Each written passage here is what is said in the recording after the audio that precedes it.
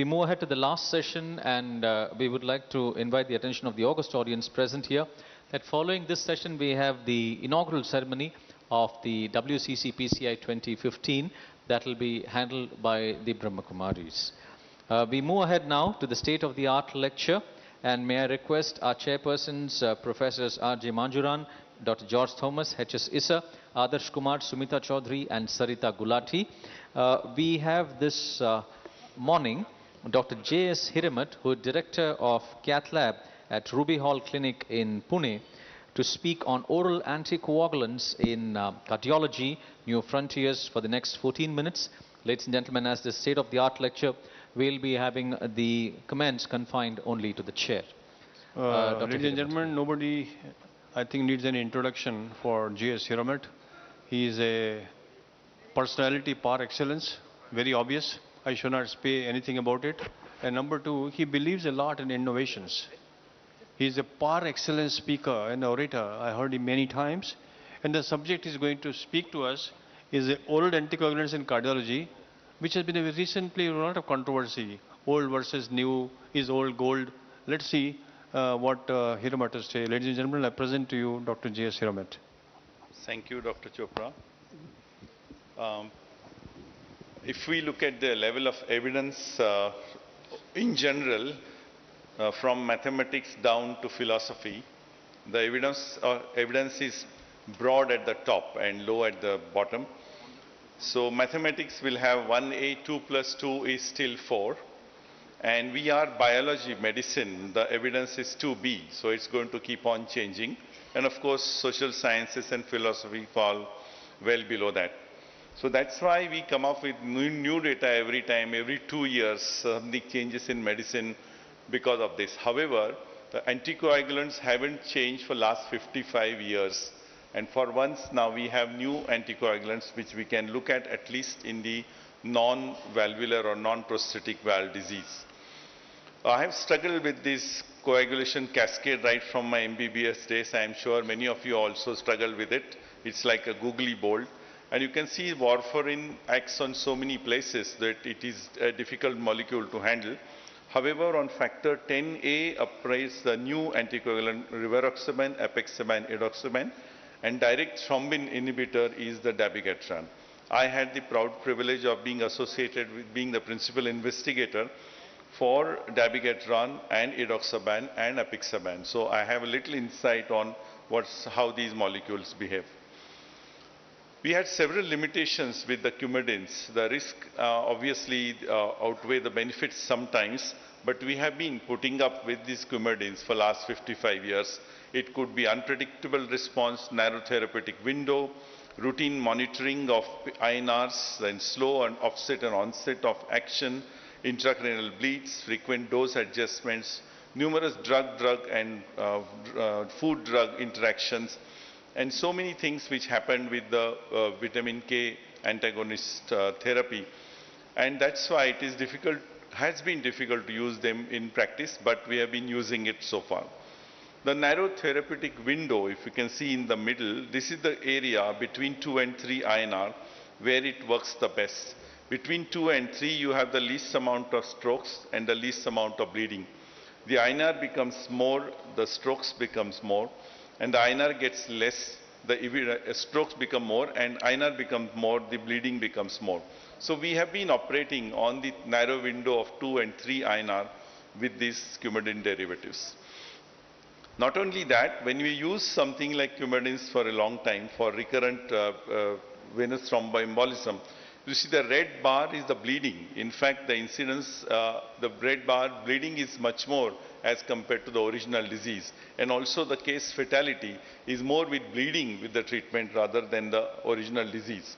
So we have been dealing with this molecule for such a time that it becomes very cumbersome managing coumadins. Actually, it's like the airport security that becomes so much cumbersome that this person prefers that I would prefer to dress up after the security check is over. So this kind of approach, probably we wanted a new anticoagulant requirement which will be at least as effective as warfarin, predictable response, wide therapeutic window, low incidence of adverse effects, oral fixed dose, no routine monitoring of INR and prothrombin time, low potential of food and drug interactions, and fast onset and offset of action. So all these negativities of Coumadin therapy had to be removed if somebody had to come up with a new anticoagulant. Rely trial for the first time put this into perspective. If you compare on the left side of the vertical line is a better treatment, and if you check with Zimilgatran, which came some years ago, which was worse than warfarin, so it went out of repute. But dabigatran 110 is actually, it is better, the favor treatment is better, and dabigatran 150 is very clearly better than warfarin when it comes to managing non-valvular atrial fibrillation for prevention of strokes. The new oral anticoagulants which we have are actually the dabigatran, rivaroxaban, apixaban, and edoxaban. These on the left-hand vertical column are the trials related to that, and they were all compared to most of the times with warfarin, which was very well managed INR, and in the real world we know that the comparison would be with badly managed INRs, and on the right-hand side you have the CHADS scores. These were very high-powered trials. You can see the number of patients on the top, 18,000, 14,000, 18,000, and 21,000. So they were robust trials, very well conducted trials, and follow-up data is highest with dabigatran, coming to almost 7 years now. But other molecules also have a fair amount of follow-up with them. If you look at the comparative pharmacology of the newer oral anticoagulants, then you have the bioavailability column, which has about, bioavailability is low with dabigatran, but the doses are fixed, so we don't have to worry about it. All the agents are twice daily except for rivaroxaban, which is once a day because of the half-life that is, and renal clearance that is said. Renal clearance is lowest with apixaban, which could make it the better anticoagulant when it comes to renal impairment patients. The monitoring part is the most important. You do not require to do routine prothrombin time INR monitoring for any of these newer anticoagulant agents. And the interactions are fortunately very low. And if you look at the half-lives, it is the middle column on the, and the renal clearance, if you see, it is, warfarin is the best as far as renal clearance is concerned, but other ones can be managed if we monitor the dose a bit. The last column, the antidote column, warfarin has an antidote, but the newer anticoagulants do not have approved antidotes as of now, but fortunately they are safe, and the need to use an antidote, in fact, is very low at this point of time. If you look at the meta-analysis for stroke and systemic embolic events with the NOACs and the warfarin, the bottom line, the combined random, if you see, all the NOACs fare better as compared to warfarin as far as systemic embolic events are concerned. And if you look at the meta-analysis of all the newer anticoagulants for secondary efficacy and safety, again, for GI bleeds, probably warfarin seems to be safer as compared to newer anticoagulants, but all other aspects, whether it is ischemic stroke, hemorrhagic stroke, myocardial infarction, all-cause mortality, or even intracranial bleeds, the newer anticoagulants are superior to warfarin. Major bleeding parts, look at the last bottom line of the combined part, it is much safer as compared to warfarin. When you are initiating an anticoagulation as of today for stroke prevention, you have on one hand our old hand warfarin, 60 years of experience, wide range of indications, inexpensive generics are available, frequent monitoring is necessary though, and multiple drug-drug and food-drug interaction. On the other hand, the novel ones are rapid onset activity, shorter half-lives, no routine monitoring required, fewer drug-drug and drug-food interaction. However, the cost is a concern as of at this point at least. As the cost comes down, probably they will easily be useful even in India as of now. It's like looking at this diagram. If you look at the top of the pyramid, or if the top of the column, it is a square frame and the soldier standing below that. If you look at the bottom, there are 3 round pillars. So it depends on where you are looking at. You are looking at the cost, you are looking at the effectiveness, you are looking at the safety of the patient. So based on what you are looking at, probably you can choose your oral anticoagulant. So how do you choose now if you have a possible considerations for NOAC selections? If somebody has a previous stroke, you are going for a secondary prevention, then dabigatran, apixaban, rivaroxaban, all can be used. If somebody has a previous GI bleed, then probably dabigatran goes out of context, only the other two remain. If you are really want to prevent a stroke and low bleeding risk, that is the Hertz blood score is low, then dabigatran is the best agent. However, if somebody has a high bleeding risk, then other dabigatran 110 milligram, that is a lower dose, and the other two are better anticoagulants. If somebody has coronary artery disease, previous MI or angioplasty, high risk for ACS MI, then rivaroxaban and apixaban need to be preferred. And if there is renal impairment, we said apixaban would be a better agent. If there are GI upset and disorders, then all three can be used. If somebody is on a newer oral anticoagulant and before surgery, if you want to withdraw these agents, there is a clear-cut protocol. The protocol is mainly based on dabigatran and apixaban. Edoxaban, there is no such data yet. But majority of the times you should remember that though the half-life is short, the withdrawal is more than 24 hours. At least 2 doses need to be withdrawn. And it's a very high risk of bleeding. Probably you need to withdraw the newer anticoagulants also for about 2 days before the planned surgery. In an emergency surgery, withdrawal of 1 dose, and if you operate the patient before the next dose, probably you are safer because the half-life of this drug is very short. What happens if somebody undergoes such a surgery? Then resumption of the newer anticoagulant, that also is a suggested management approach, and most of the times it should be started within 24 hours. If the risk of bleeding is too high, then they should be started 2 to 3 days after the major surgery. How do you measure them? We said that it's not required to measure, but many physicians, clinicians feel uncomfortable if they are not managing or monitoring anything on the drug. But it is like an auto drive car and a geared vehicle.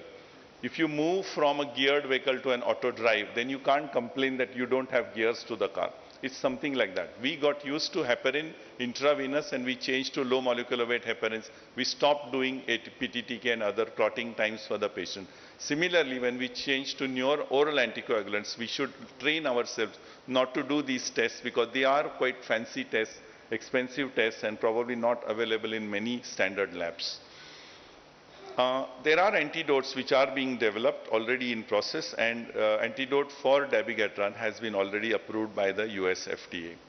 So what are the guidelines for 2014? If you have a chance to score which is 2-1, then you need no antithrombotic oral anticoagulants or aspirin may be considered. But if the score is 2 or more, you need to go for an oral anticoagulant, and that in the given circumstances, the NOAC should be preferred over warfarin for its obvious advantages.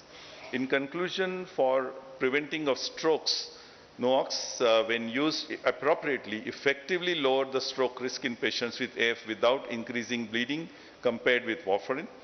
All NOACs are given in fixed doses without routine coagulation monitoring. Anticoagulation must be individualized based on the shared decision making of the patient.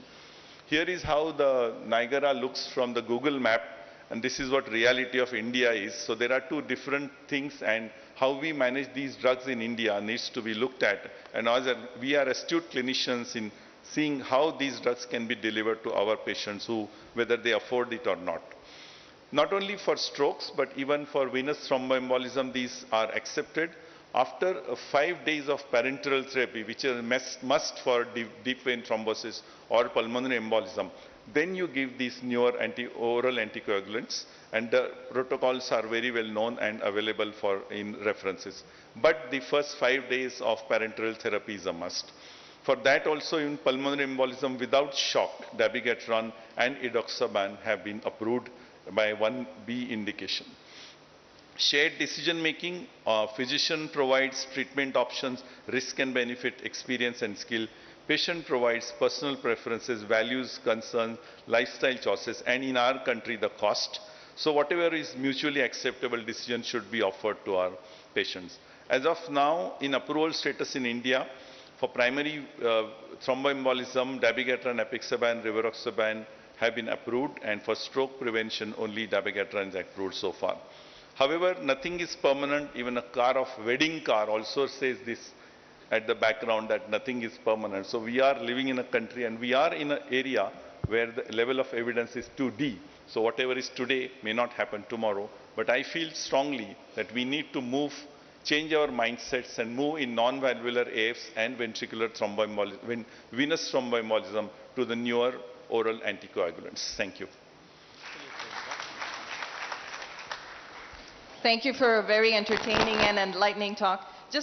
I'll just make two comments. I was just at the International Society of Thrombosis and Hemostasis this year in Toronto, and they made a big deal not to call it NOAC, because there was a patient who died, and the cardiologist wrote NOAC, and the primary care doctor thought it said no anticoagulant. So now we're supposed to, there was a consensus, we're supposed to say DOAC, direct.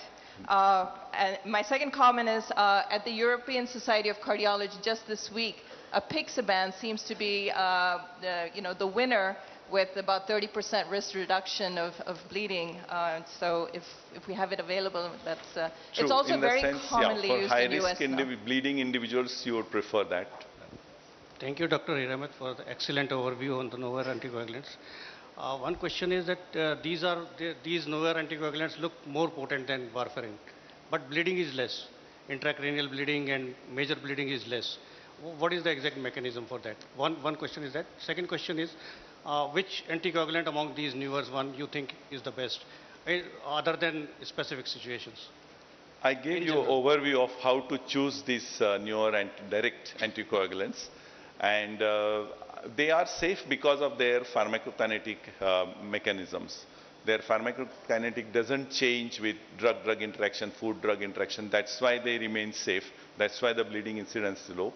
And as far as effectivity is concerned, yes, they are definitely, because they are definitely superior to warfarin. The safety comes through the safe pharmacodynamics. Okay. Yeah.